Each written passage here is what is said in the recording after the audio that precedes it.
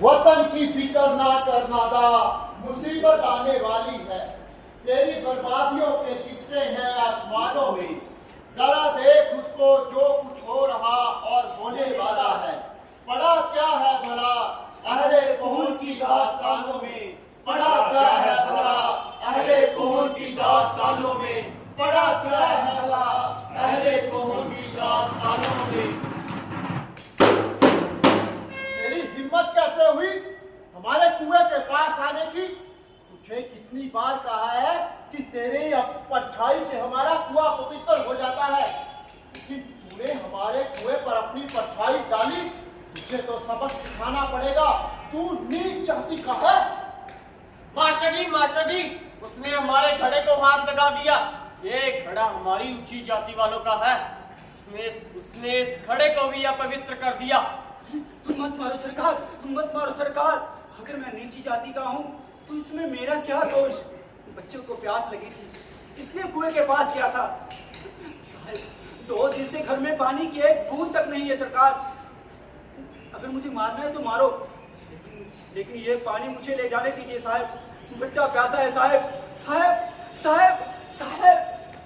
तेरी हिम्मत कैसे हुई कुएं के पास आने की? तूने परछाई डाली है हमारे कुएं पर। तुझे तो मैं सबक सिखा कर रहूंगा। तेरी टांगे तड़वा दूंगा तुझे। आगे से मत दिखना कुएं के पास। तू नीच जाति का है, नीच जाति का।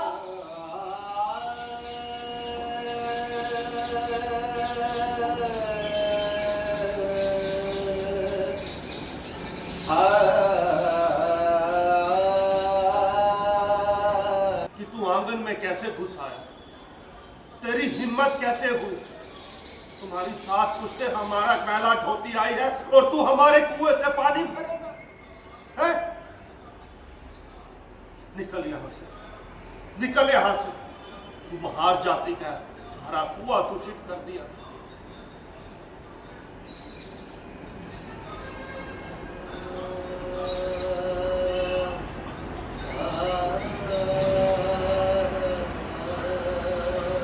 भगवान ने हम लोगों को पैदा किया, हम लोगों ने जात बनाई। हमारे साथ जगह जगह भेदभाव किया जाता है, हमें नीच कहकर पुकारा जाता है।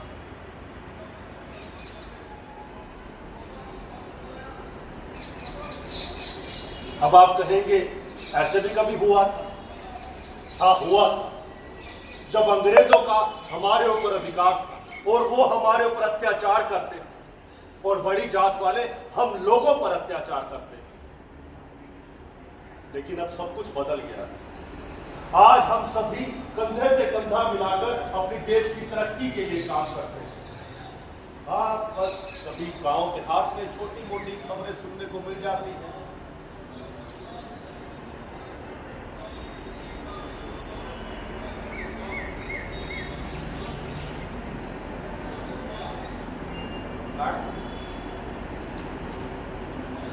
इस दौर को बदलने के लिए छोटी मोटी खबरें सुनने को मिल जाती है। इस दौर को बदलने के लिए लोगों ने बहुत संघर्ष किया और कुर्बानियां दी। चलो चलते हैं उस दौर में जब अंग्रेजों का हमारे ऊपर अधिकार था। यह बात 1851 की, जब इस धरती पर एक महान आदमी ने जन्म लिया। वो दलितों का मुक्तिदाता बना और उसने एक महान संविधान की रचना। उनके पिताजी का नाम रामजी सकपाल और माता का नाम भीमाबाई। सकपाल जी, अरे सकपाल जी घर पर ही हो? अरे आओ भाऊ आओ, कैसे हो? अंदर ही था मैं। अरे हाँ, आज तो घर पर ही मिल गए। अरे मैं तुमसे मिलने आया था। हाँ, कब आए घर? अरे भाऊ तुझे तो पता है कि घर में मेरी जरूरत थी, इसलिए मुझे आना पड़ा। तुम्हारा हाल चाल तो ठीक है ना? अरे ठीक हूँ। हाँ, मैं तुमसे ही मिलने आया था और इसी बात की तो बधाई देने आया था कि तुम्हारे लड़का हुआ लड़का। अरे बधाई हो सूबेदार जी। अरे धन्यवाद भाऊ धन्यवाद। अरे तुम बैठो, मैं तुम्हारे लिए चाय पानी का इंतजाम करवाता हूँ। विवा विवा मदन भाई आया, चाय पानी बनवा दो। अरे रहने दो सूबेदार, मैंने बड़े साहब की गली साफ करनी है। देरी हो जाएगी। अरे भाऊ 5 मिनट लगेंगे, बैठो। इतने में बातें भी हो जाएंगी, बड़े समय बाद मिले हैं। अरे तू सूबेदार चाय पिलाए बिना नहीं छोड़ेगा। अच्छा ये तो बताओ, लड़की का नाम क्या रखा है? अरे भाऊ, मैं तो सोच रहा हूँ कि मैं उसे प्यार से विवा बोला करूँ। विवा, नाम तो अच्छा है सूबेदार। और उसे पढ़ा लिखा कर बड़ा अफसर बनाऊंगा, नहीं तो डॉक्टर, वकील। अगर वो भी ना बन सका तो मैं उसे... क्या हुआ सूबेदार? तुझे तो पता है भाऊ, हम नीची जाति वाले लोग हैं। हम चाहे जितना भी पढ़ ले, जितना भी पढ़ लिख कर बड़े ओहदे पर पहुंच जाए, लेकिन रहेंगे तो नीच जाति के ही महार कहलाएंगे। और हमारा वो मान सत्कार ये लोग कभी नहीं करेंगे। ठीक बोल रहा है सूबेदार।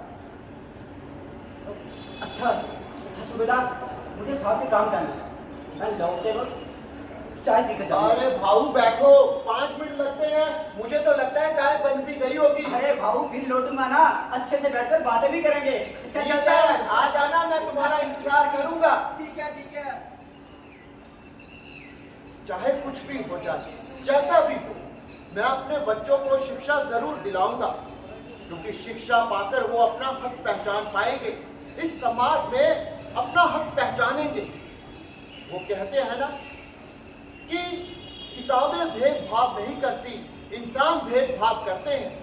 किताबें सबको बराबर का ज्ञान देती है, वो चाहे नीची जात का हो चाहे ऊंची जात का। इसलिए मैं अपनी संतान को जरूर पढ़ाऊंगा और उन्हें शिक्षित बनाऊंगा। उन्होंने सही कहा। आदमी भेदभाव करता है पर किताबें नहीं। मैं इस कहानी का सूत्रधार, मतलब कहानी बताने वाला। तो अम्बेडकर जी अपने पिताजी की 14वीं संतान। क्या अम्बेडकर बोल रहे हो? उन्हें सम्मान से डॉक्टर भीमराव अम्बेडकर बोलो। अरे भैया शांत रहो, शांत रहो। हम उन्हें डॉक्टर भीमराव अम्बेडकर जी ही बुलाते हैं। पर मैं तब की बात कर रहा था जब उन्हें ये डिग्री नहीं मिली थी। डॉक्टर की डिग्री उन्हें बाद में मिली। तुम अपनी जगह बैठो, बैठो। हाँ, तो अम्बेडकर जी अपने पिताजी की 14वीं संतान थे। जब वो पैदा हुए, उनके पिताजी ने सोचा कि मैं इसे अपने गांव के स्कूल में दाखिल करवा दूंगा। और वो ठहरे महार जाति को दाखिला कैसे होगा?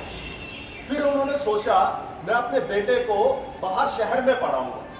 तो अपने बच्चे को लेकर वो सतारा शहर की तरफ चले गए और रोजी रोटी की तलाश में लग गए। तू पहले तो बोल रहा था कि उनके पिताजी सूबेदार थे, अब ये रोजी रोटी वाला क्या चक्कर पड़ गया? भैया उनके पिताजी सूबेदार ही थे। हाँ, और वो रिटायर हो चुके थे और उनकी तनख्वाह भी कम थी। ठीक है, अब बैठो बाहर। चलता हूँ।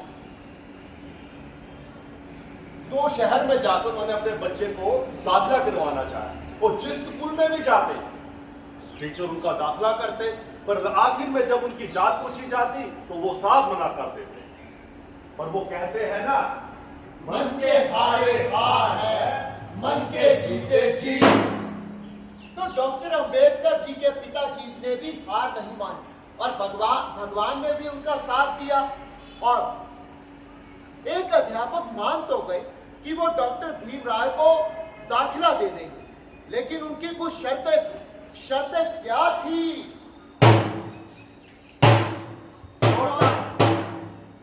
छोटा आ, छोटा आ, छोटी ई, छोटी ई।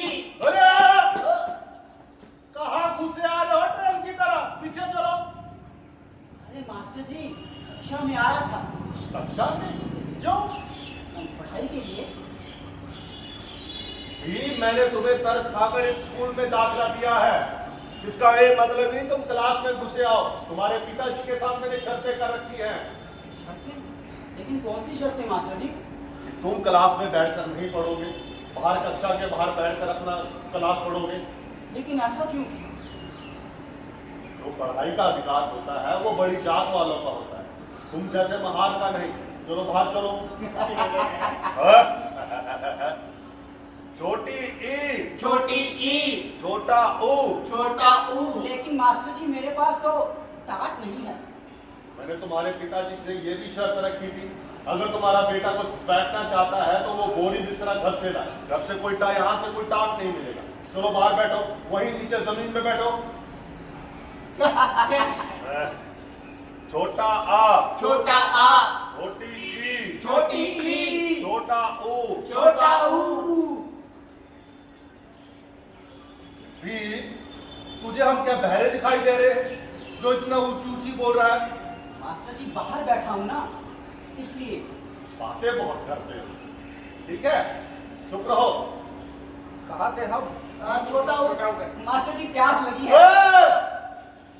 घड़े को हाथ मत लगा देना, ये शर्त याद है ना? हाँ मास्टर जी याद आया, ये तो मुझे याद है। तो बताओ।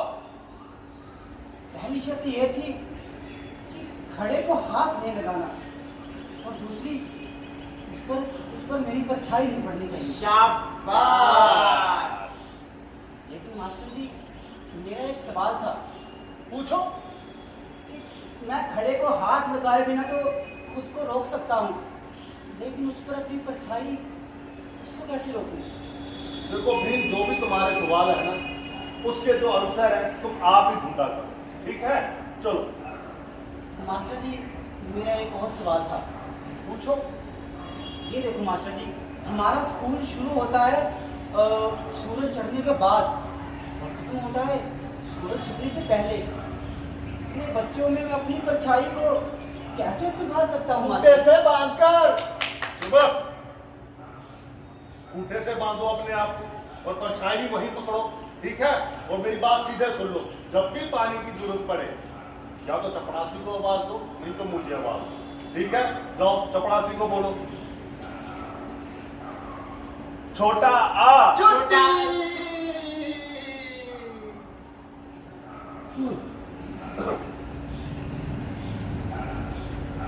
भीम, तुम यहाँ क्या कर रहे हो? मास्टर जी प्यास लगी थी।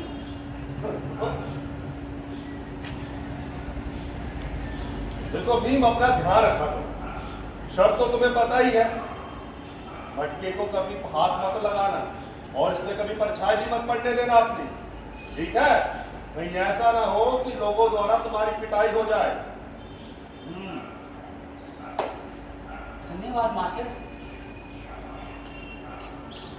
पानी बहुत पीते हो बेटा तो। मास्टर जी वो चपरासी को बोला था पानी पिलाने के लिए, लेकिन उसने इनकार कर दिया। पिछले 4 घंटे से मैं आपका इंतजार कर रहा था। क्या?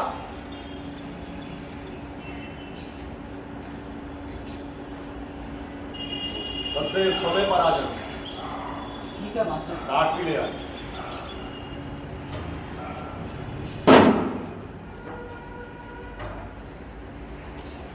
लेकिन ये कैसा नियम है? घड़े के हाथ लगाओ तो घड़ा पवित्र हो जाता है। बाल काटने वाला हमारे बाल नहीं काटता, कहता है अगर मैं तुम्हारे बाल काटूंगा तो मेरी कैंची शुद्ध हो जाएगी। गांव में भी हमारे साथ ऐसे ही भेदभाव किया जाता था, और स्कूल में भी अलग बिठाया जाता है। लेकिन कुछ भी हो जाए, मैं ऐसा समाज बनाऊंगा जिसमें भेदभाव की खाई और छुआछूत के कलंक को मिटाकर रहूंगा, और सैकड़ों वर्षों से तिरस्कार अपमान सहते आ रहे दलितों को न्याय, सम्मान, समानता, शिक्षा और अधिकार दिलाकर रहूंगा। चाहे कुछ भी हो जाए, मैं शिक्षा ग्रहण करूंगा। तो शर्तें ये थी कि भीम अपनी क्लास से अलग बैठे, उन्हें पानी पीने के लिए किसी दूसरे पर निर्भर रहना पड़ेगा। और एक बार की बात, अध्यापक ने भीमराव अंबेडकर को ब्लैक बोर्ड के पास सवाल हल करने के लिए बुलाया, लेकिन तभी बच्चे। ए मास्टर जी, आप ऐसे कैसे कर सकते हो?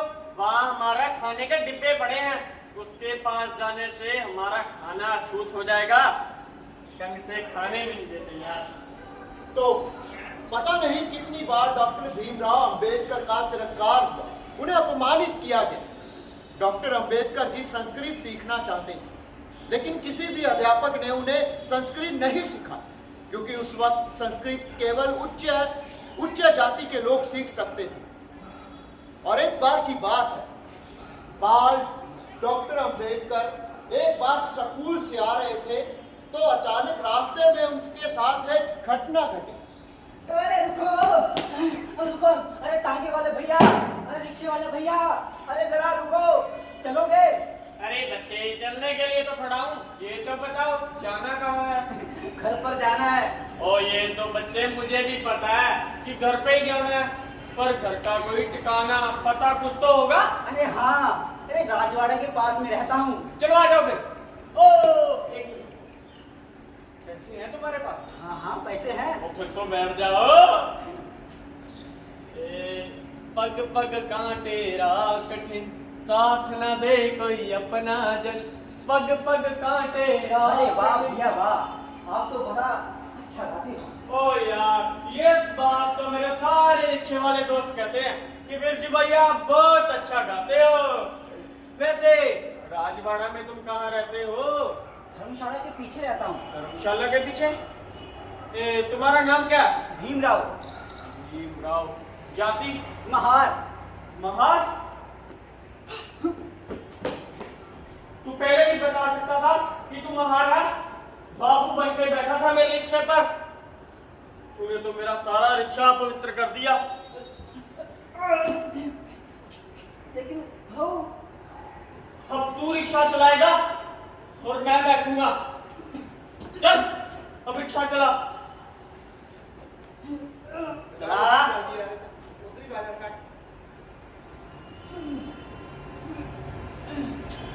थोड़ा तेज चला। हे भगवान, ये क्या कर दिया उस दुष्ट ने? वे पर परछाई डाल दी और मेरे पर भी परछाई डाल दी। हे राम राम राम राम राम। देखो, आज तो मेरा व्रत भी था और मंदिर भी जा रहा था। हे भगवान, मुझसे गलती हो गई, लेकिन उस छूत के कारण मुझे माफ कर दे भगवान, मुझे माफ कर दे। सब छूत को भी नहीं छोड़ूंगा। उसकी हिम्मत कैसे हुई मुझ पर परछाई डालने की? इधर आ, इधर आ।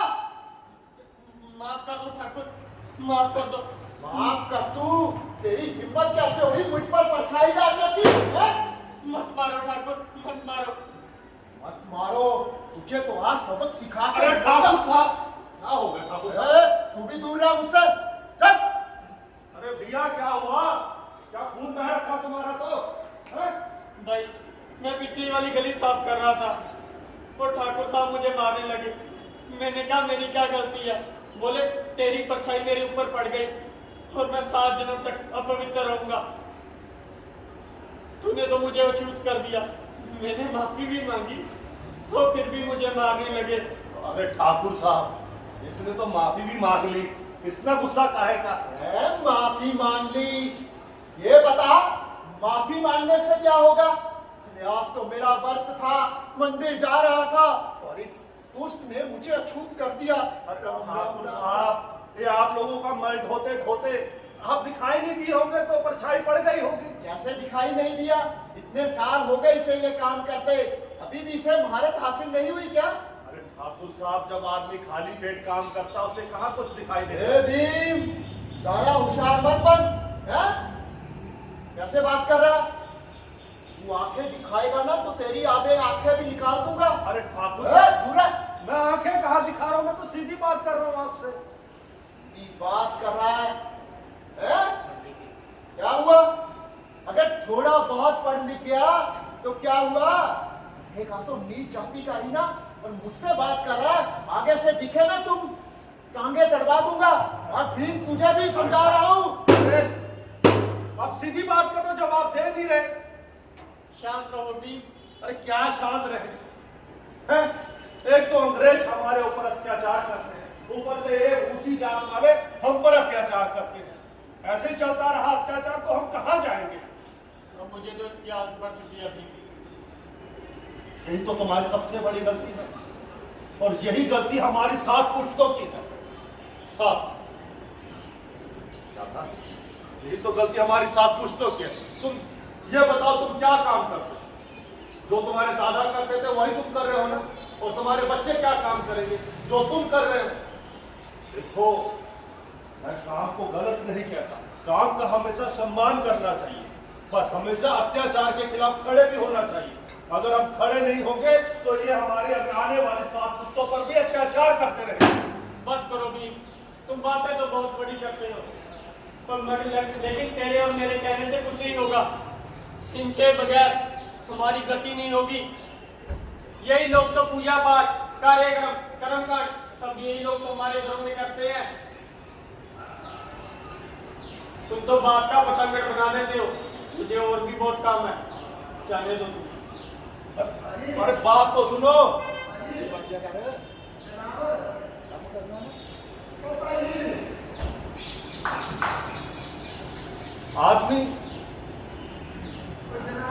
आदमी रोटी का भूखा नहीं हो, सम्मान का भूखा हो। आदमी से जितना मर्जी काम करवाओ, लेकिन सम्मान, इससे आदमी में दृढ़ता, काम करने के लक्ष्य को प्राप्त करना है।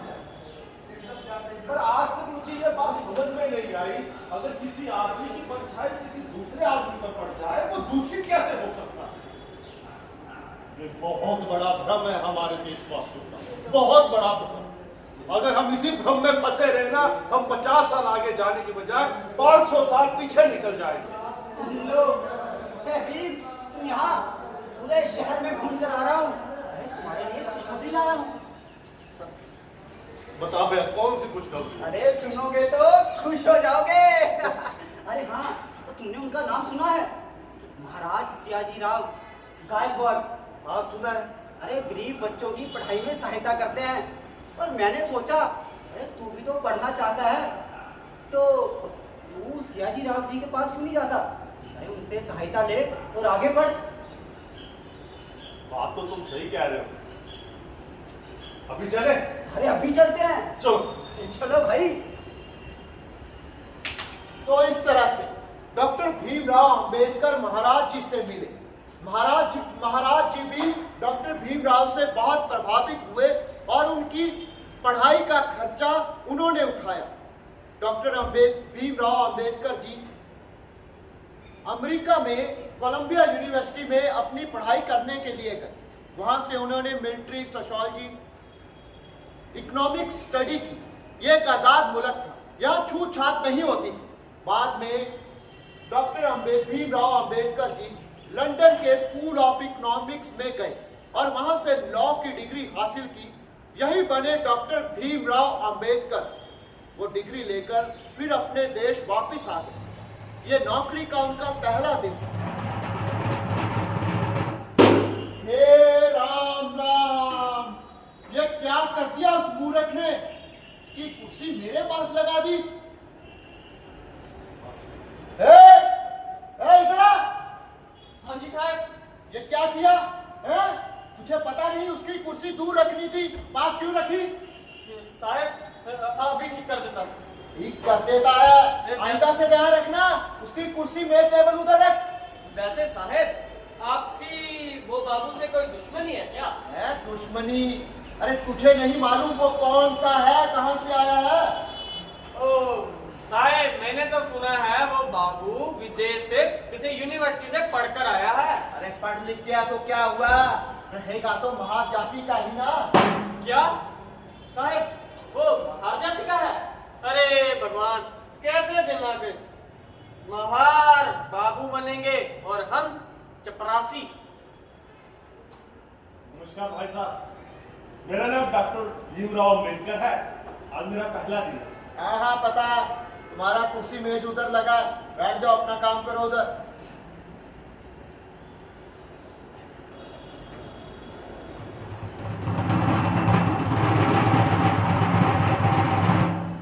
बैठ तो जाओ, यहाँ पर तो मिट्टी लगी हुई है। ये लो। ये साफ कर लो। तो एक पानी का गिलास लेकर आ। अभी लाया साहब। साहब, मैं बहुत दूर से